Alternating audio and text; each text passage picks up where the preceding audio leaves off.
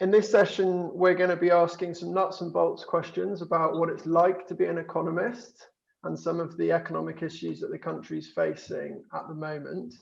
I've got an amazing panel here, people that do focus on different types of economics and at slightly different stages in their career. So what I'd like to do first is to go around and ask everybody to give a brief introduction to who they are and what they do, and then to answer two questions: the good and the bad of economics. So what do you love about economics? What do you not like about economics? So it could be something you've really enjoyed, something you've hated, something you've done well at, something you've done badly at. So who are you and your good and bad of economics? And as I go around, the way I see my videos, I've got Peter first, and then I'll come to Rupal second. Okay, all right. Well, hi everyone. My name is Peter Spittle. I'm a brand new lecturer in the School of Economics this year. Just started a couple of months ago. I work generally on labour economics. So this is about how people decide how much to work and how this is affected by tax and benefits. And I've done some work recently on the effects of COVID on labour markets.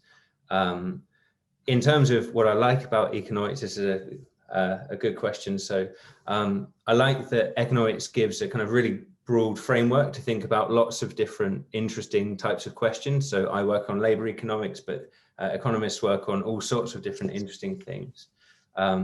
In terms of what's hard about economics is that I think despite having a kind of common way of thinking about things, so, you know, like when you get to thinking about one particular question, there's always going to be some kind of some unforeseen difficulty in kind of answering that question. So it's kind of like dealing with the details as well as getting interesting big questions.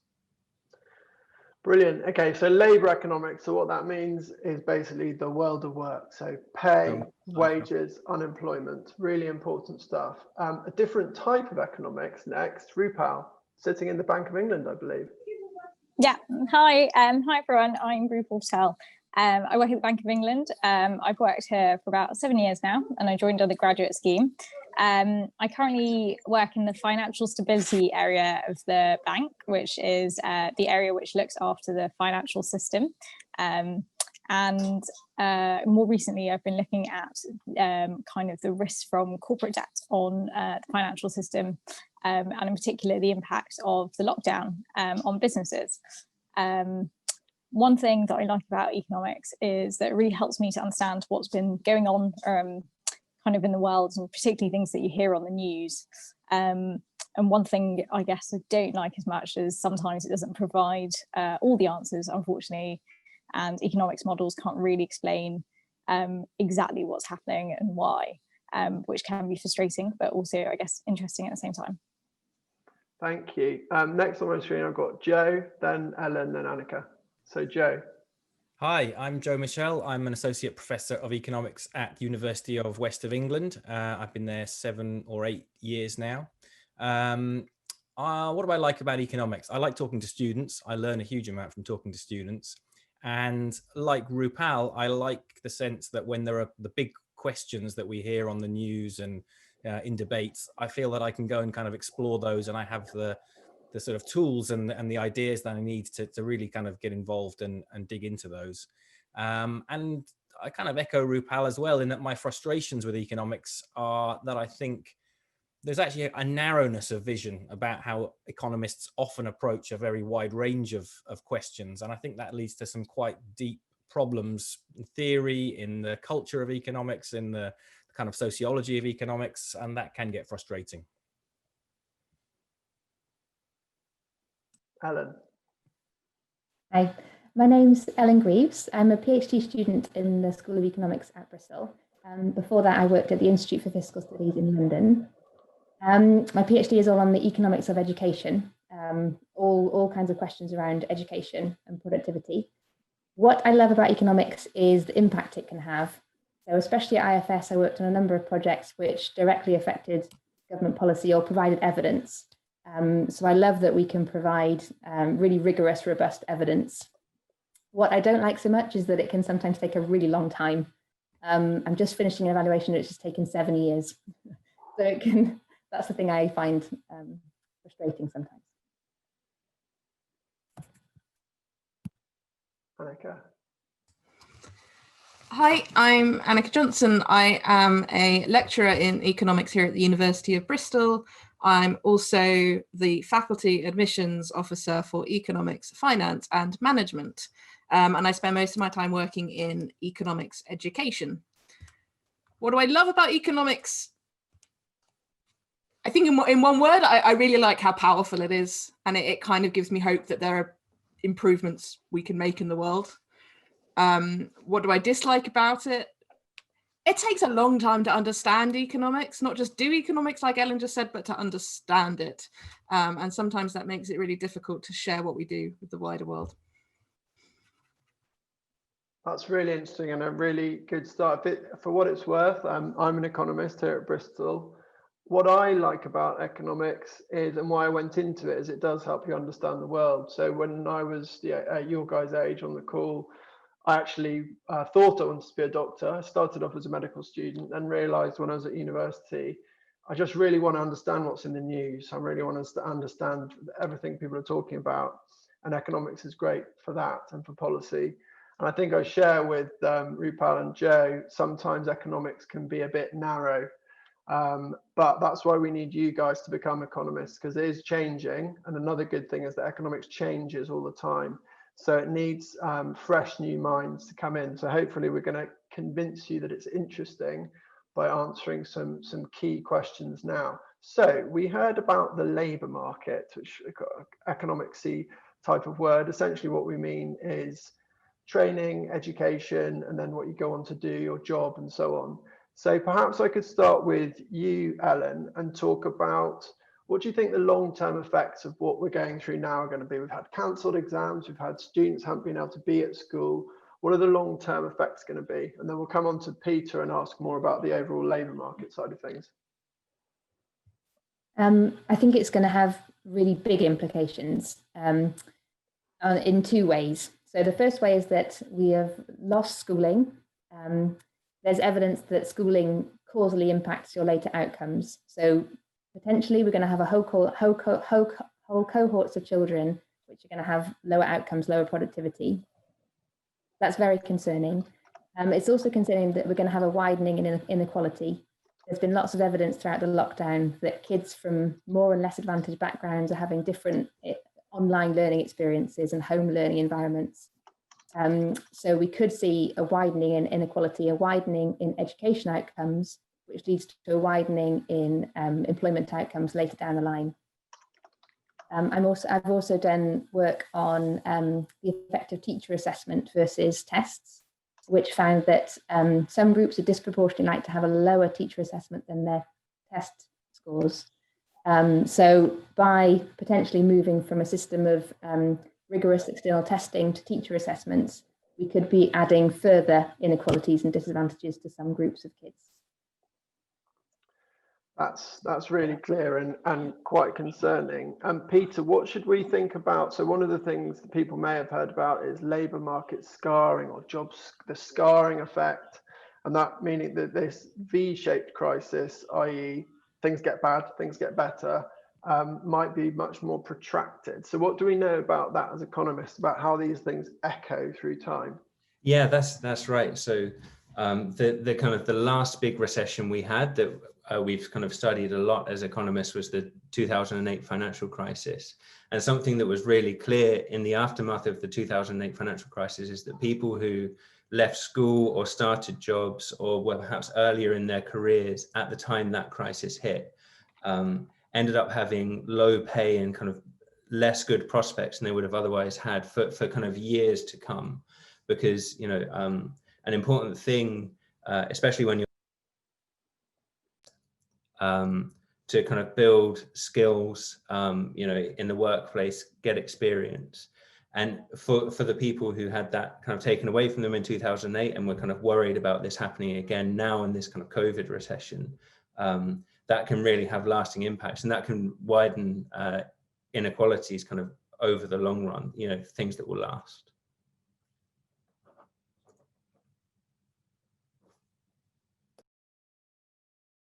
I'm muted, sorry. That's really clear. So this is really worrying. And one of the things that we've seen and that we've got a lot of questions about is how can you offset some of this? One way, big picture, is to stimulate the economy. So Joe, I want to come to you next. Monetary policy, something that you know a lot about and comment a lot about on Twitter. If people haven't found Joe on Twitter, they should find him. He's prolific there. First up, what is QE? Where do the bonds go? Somebody's asked that. I mean, just literally, what is it and what does it do? Can I do this in 10 seconds? Quantitative easing is the Bank of England purchasing government bonds, which have already been issued by the Treasury or by the government. So you can think of the government as issuing IOUs. A bond is just an IOU. It says, lend me £1 billion and I'll pay you back in 5 years or 10 years. What the Bank of England does is it swaps those IOUs for something called reserves. And that's a little bit hard to explain. Reserves are something that the commercial banks use to pay among themselves. So when I say commercial banks, I mean things like HSBC, Santander.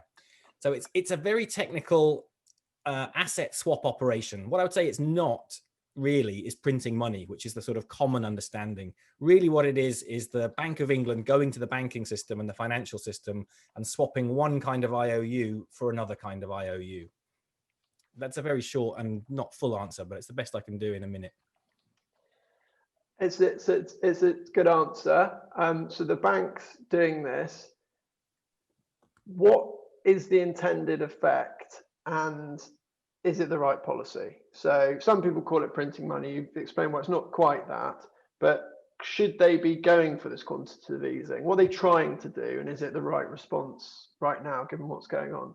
Again, I think it's hard to give a really clear, quick answer on that, because I think the Bank of England's own understanding of what it's doing and why it's doing it has changed since over the last decade as it's been doing it. If you look at the story the bank has told about what it thinks it's doing, there are interesting changes. So in the early days, it was about getting the banks to lend. And you might even think that's a bit of a strange response to a crisis of excess credit, excess bank lending, is to try and get the banks lending again. But that was a fairly clear stated objective. Later on, it was about bringing down long-term rates of interest as a way of sort of stimulating the economy. And again, that's about getting credit moving. More recently, although this has not been explicitly said, and of course, the Bank of England has its own ways of communicating, but there's been at least some have suggested that what the Bank of England is doing is actually making it more feasible for the government to issue large amounts of debt as a result of the COVID crisis to keep markets functioning smoothly for government bonds. And that's an interesting blurring of the policy from the original story about stimulus and credit creation. Is it the right policy? In my view, and I go back to Keynes on this, monetary policy in times of crisis is akin to pushing on a string. You can take a camel to water, but you can't force it to drink. So I don't think it's necessarily a bad policy, and I think it's probably had some positive effects. I think we have to weigh those against possible negative effects around distribution, possibly. It may have worsened wealth distribution. But really, if you want stimulus, if you want to increase economic activity, fiscal policy is a much more effective tool than monetary policy. Okay, well, we're lucky enough to have somebody joining us from within the very Bank of England. So welcome. It's a place I used to work, maybe even on that floor. So let's just think where we are now, Rupal, if you could, and sort of contrast with what your job is, financial stability, this crisis with the last crisis, because it can seem that the economy goes along, there's a crash, and then another 10 years there's a crash. But actually, these things are quite different, particularly when we think about the financial stability side of things. Yeah, I agree. So I guess the last crisis was very much centered around the financial system seizing up and getting banks to lend more to make sure credit flowed around the economy. It was very much a demand shock in that way. Now you can think of it more of as a supply shock, and it's not a kind of financial crisis in the same way. It's originated as a health crisis. And a lot of the issues are more to do with the government's response to a health crisis, which is locking down the economy, as you all know. And so I guess the financial system has also kind of, since the last crisis, Bank of England's done a lot of work to make sure that it's kind of secure and can function during times of stress, so banks can lend out to those that need it.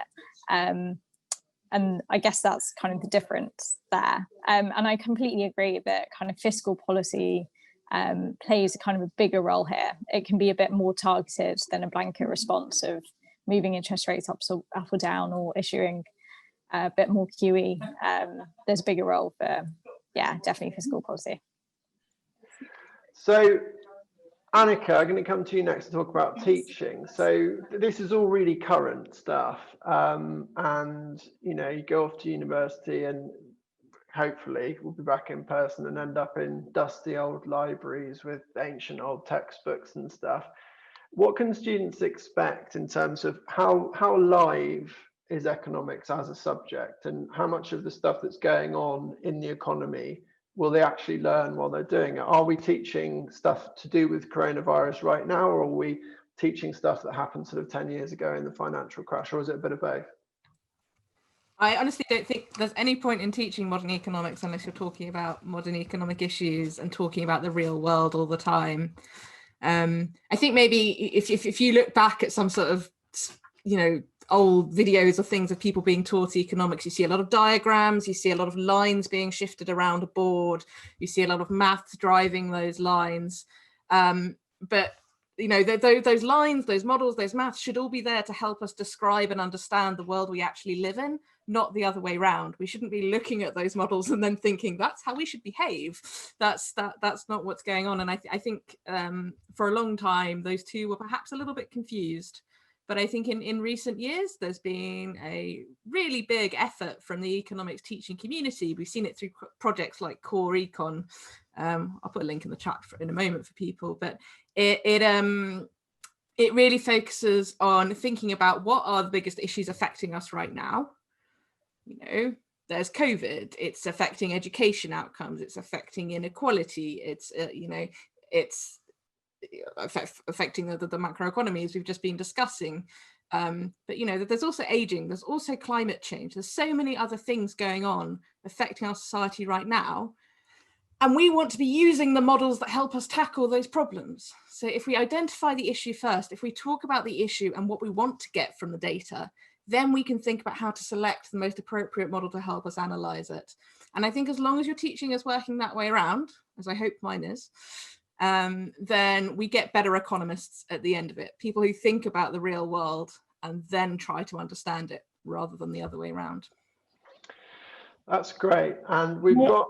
Sorry, may I add something? Yeah, of course, yeah. I'm teaching on a third year unit at in the School of Economics at the University of Bristol, which is all about that. It's called Current Economic Problems. And the idea is to take 6 current economic problems and discuss them through the tool of economics. And it's not only applying tools that you've learned, but how to evaluate evidence, which paper is going to give us the best answer to this current economic problem. So yes, so in this third year course, we're definitely thinking about what's happening now. That's great, and that's certainly changed, because I did economics in the late 90s, and there was a lot of turbulence then in terms of the East Asian financial crash and the Russian ruble crash, and I think we weren't really doing much about that. We were kind of learning about the Great Depression of the 30s.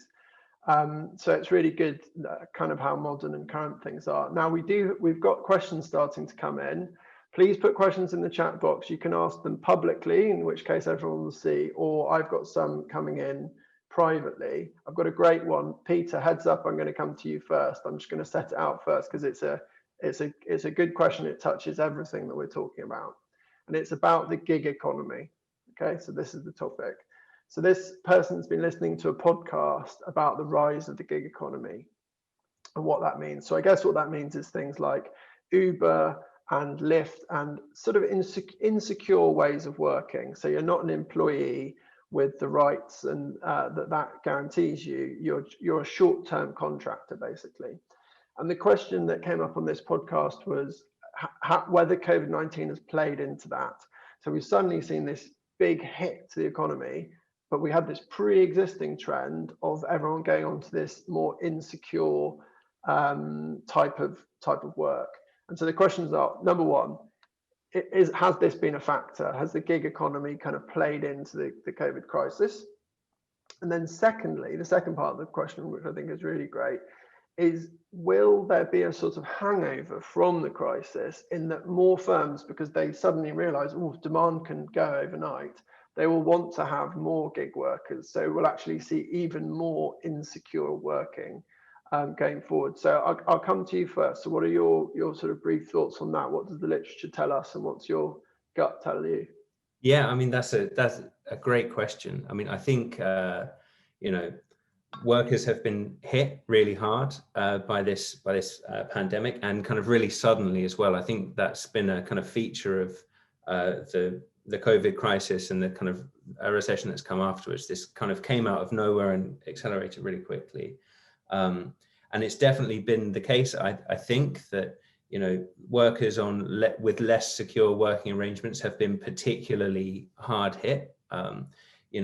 Especially people who may have been between jobs or kind of on these kind of short-term gig contracts, because lots of the government policy response has been to provide lots of support, or kind of like a very large, by kind of usual like normal time standards amount of support to workers who are in jobs to help keep them in jobs. So for those workers who found themselves out of work or in really insecure work when the crisis hit in March, I think that's likely to have been pretty bad. And I think kind of more generally as well, something that is likely to be related to this, but something that we've certainly seen, is that the effects of the pandemic on people's work, on their kind of ability to go to work and the amount of income that they earn, have been felt really unequally. So it's been the kind of lower income workers from less well-off households who perhaps have less means anyway to kind of absorb these kind of shocks or kind of reduced income. It's been those workers and households that have really borne the brunt of the kind of downturn, I think. What do we know? We're going to come to you next, Ellen. What do we know about how education plays into this? So either what role does education play in terms of getting a job that's not a gig job? Is it always better not to have a gig job? I think I was reading somewhere that there's sort of two types. There's the ones on low pay, but right at the other end, there are some people earning a lot of money doing these kind of gig jobs. So what role does education play either in getting one of these jobs or not, and more generally in job security? You're on mute at the moment. Thank you. I can certainly comment on the role of education in terms of getting that job. So the most relevant literature, I think, for both aspects is about scarring, about labour market scarring. And that's the idea that if you become unemployed at some point, you're more likely to then become unemployed later on in life, either through a loss of productivity or through a signal that you're somehow less productive or less employable. And how education is relevant to that, and how the gig economy is relevant, is that first, education is protective. So if you experience unemployment, but then get more education and training, that has a beneficial impact later in your life. You're less likely to get unemployed again. You're more likely to have high earnings. But I think the gig economy could be really useful to protect against those longer spells of unemployment. Maybe you become unemployed, you can get a short-term gig job, which then has an equally protective effect. So I don't know of any evidence which looks at the relative benefits of having an extra training course versus taking a gig economy job. But I imagine they're both protective in some way. Yeah, that's really interesting. Let's sort of move out a bit on it, and I want to come to you, Joe. This issue, this trend, is part of a sort of wider challenge, I guess, of how the British labour market and productivity is working. And to sort of really summarise it in probably too short a way, the narrative is low productivity, low quality jobs, low pay. Do you share that, and what do you think we should do about it? And one just small wrinkle in that, if I may, which I'd be really interested in your view, because I know that you're interested in history, is recently for some work I was doing, I was in Glasgow learning about industry there. And one of the things I hadn't quite appreciated, we always talk about the benefits of the manufacturing past and the gig economy is bad now, is how Glaswegian shipping, this great heavy industry, manufacturing jobs, was pure gig. It was, once that ship was finished, it was over. So how do you see this change we've gone through? Is it really a change, or did we have a lot of gig stuff in the past? And what kind of policies do we need to move us sort of up the productivity chain? Yeah, good set of questions there. I think there's definitely truth to the view that the UK economy does have a very substantial low productivity, low pay, insecure element to it. There are also real hotspots of high tech, high productivity, high dynamism, and that sort of almost duality of the labour market, I think, is a key feature not just of the UK. It's something we're seeing, you know, across the world, and we're seeing political unrest and instability, I think, at least partly connected to these kinds of dichotomies. There are other kind of political splits appearing, cities versus towns, lots and lots of kind of not identical but related divisions appearing. Where does this come from? And in particular, where does the UK's flatlining productivity, which does stand out, even though there's a common trend of these kinds of divergences appearing, the UK does stand out, and it flatlines pretty much from 2010 onwards. There's an almost kind of, you know, not a right angle, but there's a kink, there's a discontinuity in the productivity series. I'd say a couple of things about this. One is that if you go back and you take out North Sea oil and financial services from the pre-2010 series, it looks less extreme. So perhaps productivity wasn't as good as it looked earlier in the series, because North Sea oil and financial services both have specific things about them which make them hard to measure. The other thing is, I would say the only obvious change around 2010 is the macro regime. So I would, and this is not a common view in economics, but I would argue that demand and aggregate demand does matter for productivity. It's not the only thing, certainly, but the traditional view is that productivity is a supply side phenomenon. It's to do with education, it's to do with technology, demographics, and I agree with all of that. I think those are all important factors, but I do think the demand side matters. And we've had, I think, a decade of weak aggregate demand, of a low demand economy as a result of the macro regime. And I think that's at least one part of the explanation for the low productivity result. The policy mix going forward is complex. It needs a whole range of things. It needs a strong safety net. It needs good labor market regulations. One of the questions was, as a result of the coronavirus, will firms want more gig economy? And I think, as a general rule, employers will quite often want less protection for their workers, because that, broadly speaking, can translate into higher profits. Not always, not across the board, but that's what government's role is to regulate labour markets and adjudicate that balance. So we need strong demand management, fiscal policy, we need labour market regulation, we need probably some direct job creation from government, and then we need education, training, skills, all of the other kind of classic stuff, and more besides. But I stop there because I'm going on. It's a big list. Finally, and a really important list, and maybe one of the things after this crisis is that we've been talking about the productivity puzzle for 8 years or something. We kind of really need to start acting on it in a major way. Rupal, if I can turn to you, I know the Bank of England has recently come up with a new sort of way it does its research, and it's going to do this sort of horizon scanning of things you see. Big sweeping changes, including technology, for example. Where does the gig economy fit into all this? Because on one argument that some economists will sort of believe in and done research on is that, in general, more fluid labour markets are a good thing. So how's the bank feeling and thinking and research show that where the kind of gig economy stacks up? Is it something to be worried about, or something, you know, a sort of second tier thing for you guys? So I'm not very close to this, so I have to say, but I think it's more of a second tier thing at the moment, but it's definitely something that, as you say, has been growing, so it will become really important.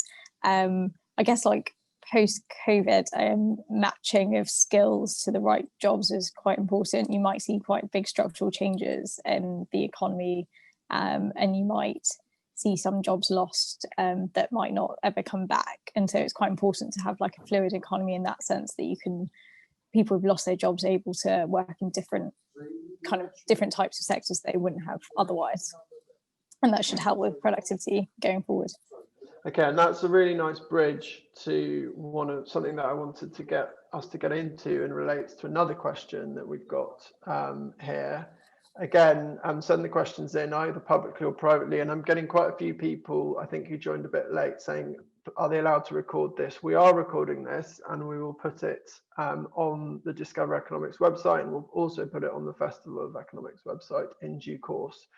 And we'll do our best to get a link to you guys about that. So don't worry about recording. We can do that for you. So industries, you mentioned industries. So for me, one of the key things that I would want to explain to people about what's different between this recession and previous recessions, 2008 and 1990, is that those were really properly macroeconomic. They're across the economy. Whereas this, of course, formally it's been a recession, but it's been very focused in certain segments. And one of the questions is about the inequality that COVID's brought about. And clearly there's all sorts of there's inequality between ages, there's inequality geographically, different parts of the country have been affected differently. And there's also inequality in terms of the industries that have been most affected. So I'm going to come back to you, Peter, if that's okay, talk about the labour market side of things, or the jobs and work side of things. Who has been most affected by this, and is it pushing up inequality now, and will it push up inequality in coming months and years?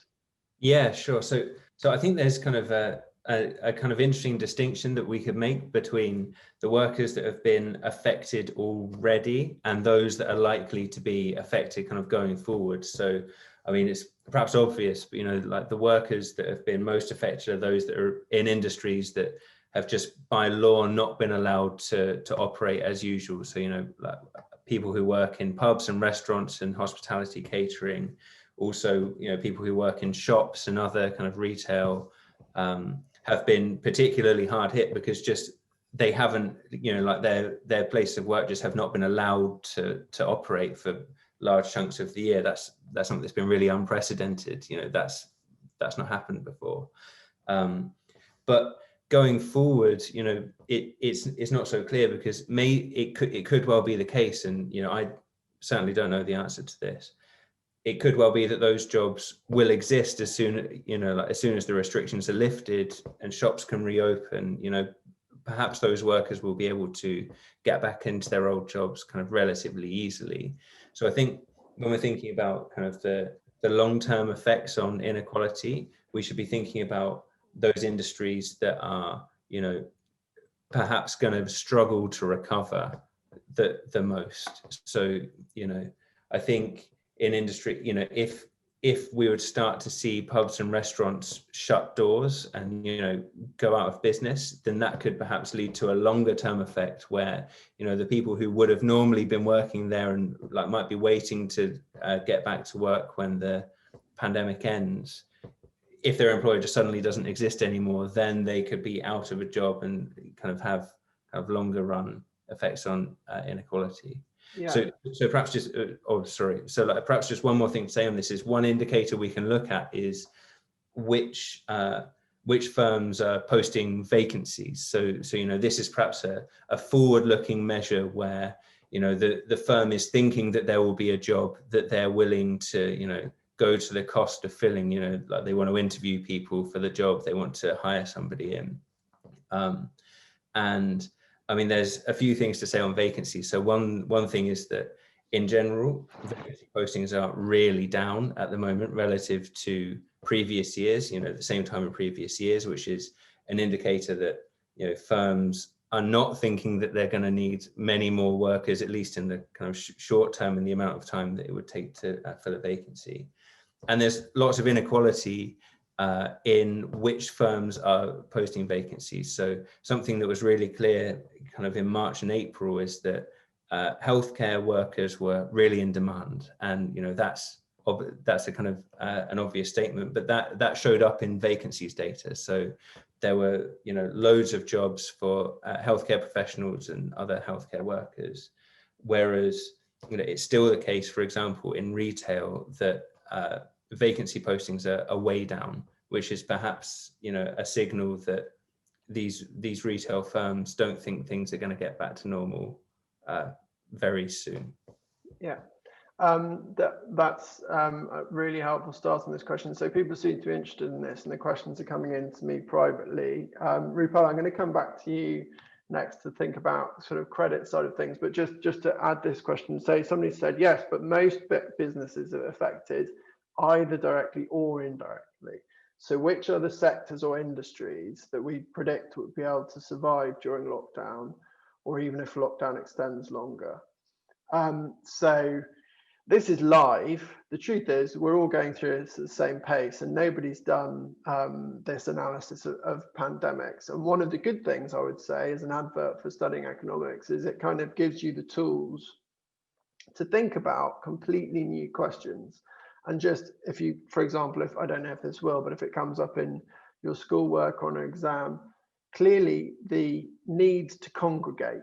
So as a metric, there are some businesses which require people to be together, have been much harder hit. And there are some businesses who don't even just require people to be harder together. Their business is forming crowds. And one of the discussions we had at the Festival of Economics yesterday was from the arts, so theatres, and we had somebody that organises festivals all around Bristol telling us how their business had been decimated because their business was essentially putting people together. So if you wanted to come up with a new metric, a new model, one of the things you might use as an economist as a measure is how crowd dependent is this business? And that's new, that's not something I'd thought about over the past 20 years of being an economist. But Rupal, is there anything we can use sort of credit ratings, market metrics for where we think the real pain is this? I'm thinking, for example, of these big swings we've seen in airlines, equity and credit, and also what's happened, for example, with Zoom, the product we're using now, their share price. So what can we learn about industries that are affected from the markets? Yeah, you can definitely use financial markets to get a sense of what may happen in the future, but obviously they could be completely wrong. So you can use share prices of different industries to look at what's been happening. So as you mentioned, airline prices, share prices have absolutely plummeted, but kind of other sectors. So for example, all the supermarkets have done really well out of this. So has Amazon, you may have heard as well, but loads of things impacts these share prices as well. So the vaccine news earlier this week or last week, you saw share prices of pretty much most industries increase, like Cineworld, the cinema that had kind of gone into administration. So it was going to get kind of went bust. I think their share price went up 50% just in one day, right. Because the vaccine would have really helped. But what you can take from share prices is what their profits will look like kind of in the longer term. And Joe, what's your sort of view on this? How much of this is noise, and how much are we going to see a genuine shift in supply chains and matters of operation that are going to change major UK industries? I think there's a few things going on. One is an acceleration of trends that were already visible before COVID. So the move away from high street shopping towards online, for example. So I think one thing that the pandemic is doing is accelerating some of those trends in a very obvious way. I think when trying to do the crystal ball and say, where are we 5 years down the line, and which industries have prospered and which have rebuilt themselves and which have collapsed, I think that's very difficult because I think it is very policy dependent. Which industries survive? Businesses run out of cash eventually and then they fold. And let's say, for example, that it looks now as if, fingers crossed, that there is a kind of end in sight. But if support isn't extended to those festival companies that rely on crowds to keep them afloat for another year until it may be possible to do those things again, those businesses will go bust. And we know that once businesses go bust, sure, when demand returns, new businesses form, but it's a slower and more sort of painful process. Whereas if government extends support to those businesses and they can just be kept on ice and sort of come back to life as the demand returns, you're going to get a very different outcome. And I do think that there are sort of competing ideas here. I mean, I think at one end of the spectrum, there's a kind of creative destruction, Schumpeterian view that really the time has come for ballet dancers to retrain as computer programmers, and we just need to let the market work its magic. And if it hurts, then sort of tough luck, that's the way it goes. And at the other end, there's a view that we really need to manage this process of transition to a new economy that we needed to do anyway, because we need to be zero carbon. We need to, we've got a whole bunch of things we need to change about our transport structures, our housing, etc. And this is the opportunity to really do it and guide that. And then in the middle, there's a kind of, well, we just kind of muddle through a bit and we'll have a bit of eat out to help out and a bit of furlough and maybe switch it on and switch it off and see. And I think really how that kind of political game pans out will affect the outcome profoundly, and the share prices will then catch up with the reality. Yeah, and so the first thing you were discussing, one of the perhaps slightly overly optimistic, I sense, the Schumpeterian creative destruction. What we mean by that is the potential that sort of old, outmoded ways of doing things that were gradually going away just go away very quickly, and we sort of jump forward a few years. Even if that happens, I'm going to come to you now, Ellen. Even if that happens, and it sounds pretty rose-tinted to me, that means big shifts in what people do in their jobs.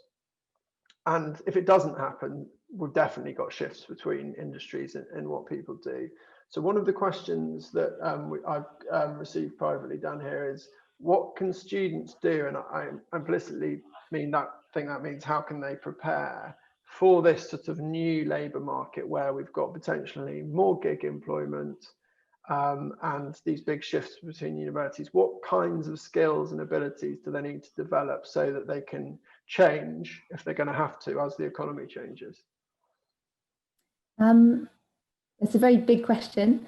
Yep. I think that the most important thing for a student now is to become well-rounded. So there's not, I would obviously like to say that to develop math skills, develop English skills, develop critical thinking skills. So if you're a current student, focus on those basic things. If you're thinking about university, then there are different returns to university institutions and courses.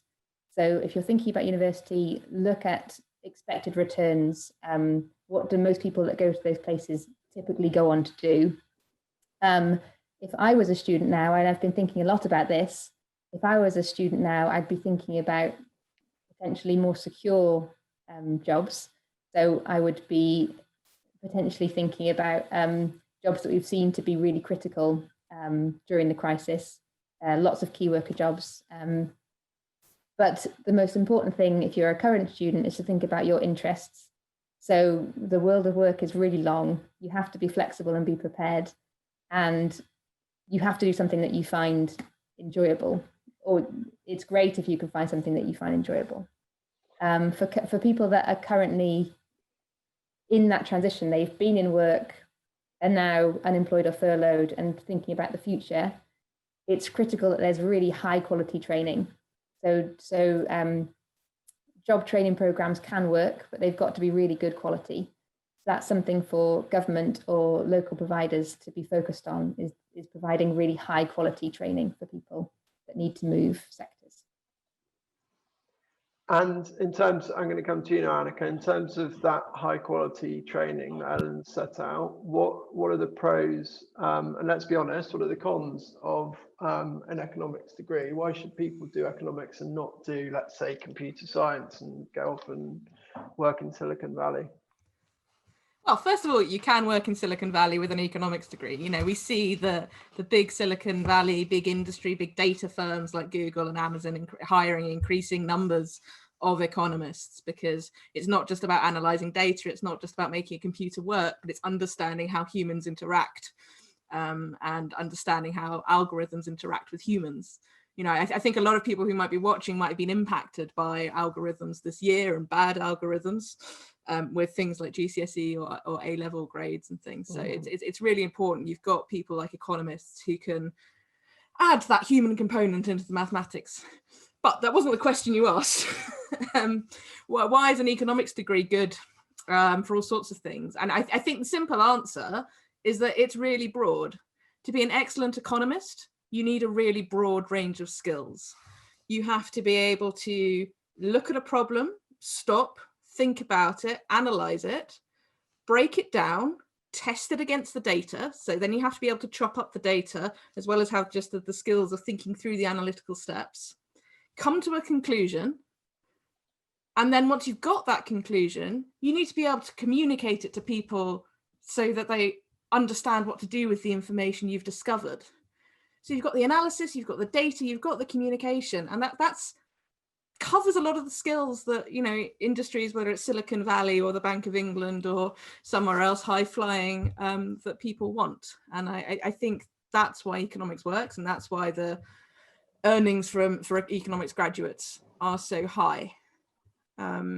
What's the downside? I mean, honestly, there isn't a downside, no. Being broad does mean we have to be good at multiple things. So perhaps we don't go quite as deep into the deep maths as the mathematicians might. We probably couldn't build the computer from scratch. But it's a trade-off I'm certainly willing to make. Yeah, me too. And I think you've set it out really clearly. Economics teaches you a little bit about a lot of different things, which is really helpful. Now, on the topic of a lot of different things, we've got 10 minutes left and we've got lots of questions. So we're going to have to kind of change mode now and just sort of, let's say, a sort of 30-second answer at most, and not to everyone. I can see Joe is smiling. He obviously wants to go through this rapid fire process. So I'm just going to fire them out, and whoever wants to answer it, unmute and give us the answer. Okay, so let's go with some fiscal policy. How will the government pay off the massive debts that have occurred during this pandemic? Are we going to have severe austerity for years to come? Shall I try? Go on, Joe. 30 seconds. Governments don't pay off debts. At least governments like the UK historically never pay off debts. The size of the economy and the size of the debt kind of move in relation to each other. Will we have austerity? Possibly. That's a political decision. We absolutely don't need to have austerity, but that doesn't mean we're not going to get it. Past experience tells us that. Now, developing countries. Should a country like India, which is so large, have implemented a lockdown? Can developing countries ever recover from the disastrous effects of COVID-19? And are there going to be harsh and adverse effects in Africa? Who would like to take this one? Anyone? Any developing economy experts? No. Well, I mean, I've written a book that's got one chapter in the DRC, the Democratic Republic of the Congo. So I'm not an Africa expert, and I've also got a brother that lives in Kenya.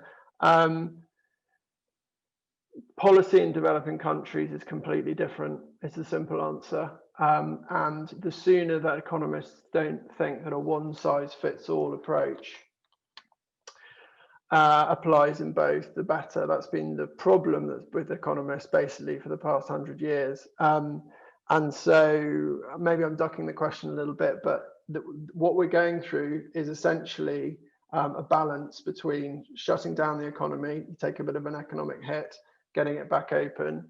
We think that overall there's not a sort of pure trade-off, because if you do the right policy, you can get more of both, i.e. a stronger economy and save more lives. But in economies, in some sub-Saharan African countries, it may not have been the right thing to do to have a lockdown. So to give the answer for the country I know, which is the Congo, transport there is so bad that it's not really a country as a whole. You can't go between places by road, so people fly. People in different parts of the country don't even know each other. They speak different languages, eat different foods, and because of that, you might be justified in thinking that an epidemic might not go through the country quite as fast. So I don't think that developing countries should operate on the same as developed, and I also don't think we should advise them to. They have very good economists and health professionals working there, and they should follow their own set of policies. So that's my answer on that. Now, come on, GDP. Let's have a straw poll. Basically, the few questions that say, look, is it going to be this V-shaped thing? And if not, you know, a sort of slightly lopsided V, or are we going to? Is it going to take years for UK GDP to return to pre-COVID levels? Who will tackle that? So I can have a go. So I think in terms of the V, so you know, we had a massive GDP reduction, but then we did have a massive increase in GDP as the restrictions were eased. So we're now kind of 8% below where we were before. So we're basically 2008 recession down from where we were in April. In terms of going forward, I think that really depends on both how prolonged the crisis is, you know, how quickly can the economy start to get back to normal, and also policy, you know, how well does the government support businesses, support workers in terms of getting back to normal quickly. Okay, next up, Brexit. We haven't talked about Brexit at all, which has been very refreshing because it normally comes up the whole time. But it is important and it's looming. So do we think that the impact of Brexit on top of COVID-19 is going to intensify the effect, or is the pandemic so big that actually it makes Brexit kind of less important right now? Ellen, come on, it's not your area, but have a go. No, well, so I think the pandemic eclipses the effect of Brexit in the short run. In the long run, it obviously depends on the type of deal that we have. But in the short run, yes, it's eclipsed in my view. Can I take the other side of that very quickly and say that if we get no deal on top of the pandemic, it's a different kind of shock. It's a trade shock. It's different parts of the economy, and I think we'll feel it, and certain people will feel it pretty hard, even in the short run. If we get a deal, less clear, but I'm not convinced that they can do what some people are saying they're doing. I don't really buy it, but trying to kind of hide the mess of Brexit underneath the pandemic. I think it'll be visible and feelable. Okay, I'm hoping that Rupal, this is one you can answer, because I know there's an official sort of Bank of England dashboard on this, and give your own view if you want, but it would be good to get it out there. So somebody's asked, COVID looks to be disastrous, but are there any other challenges in the long run that could have greater impact on economies? And they've said, let's say, for example, climate change. So what's on the Bank of England dashboard? What are the sort of looming things that we don't know about or that we're kind of scanning to see might happen? So climate change is actually a really good example that was kind of at the forefront of the Bank of England's mind before COVID, but obviously has longer term impacts. And in particular, the way that companies invest. And there are a lot of companies will invest in things such as things linked to kind of oil, for example. And so if you see kind of big dramatic changes in people trying to combat climate change, it can really impact the financial system and the way that it works, and can have big implications. So the Bank of England is kind of wary of that and doing quite a lot of work on it. And what else is on the radar? Just literally in bullet point form, what should people read up on if they're kind of worried about the future and want to understand what's coming? Brexit is another one. Yeah. Definitely. Oh, I'm trying to think of other ones. I've been so focused on the COVID stuff that I've I'd say climate and Brexit. Okay.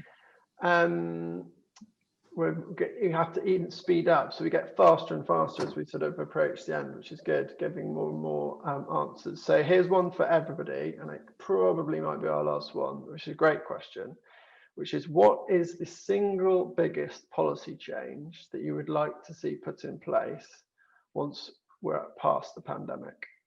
So I'll go back to our old order and start with you, Peter, if I can. So I think something that has been brought in during COVID has been an increase in the universal credit payment. So this has been an increase in the general level of support that kind of low income or out of work people get. And I think this has been kind of really beneficial, at least the kind of early evidence, I think. And so I think kind of keeping that increased support would be a good place to start. Joe? I don't think I can really do a single policy. I mean, I really think what's needed is a joined up, if you'll excuse the buzzword, approach to the many problems we face, from Brexit, the pandemic, climate change, inequality, automation, demographic change.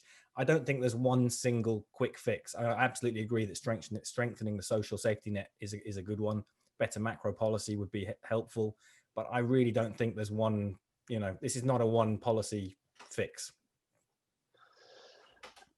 Oh, he's done the question. Should we allow that? We will. It's so important to do all this, because he's given us his full suite. So we'll allow that as an answer. Ellen, you're not allowed to do that. Okay, only one person. No, I'm not going to, and it's not education. So this is not my area of expertise, but I think that we need to, partly as a catalyst from lockdown, we need to change the way we move around cities. So I would provide huge subsidies for improving public transport nationwide.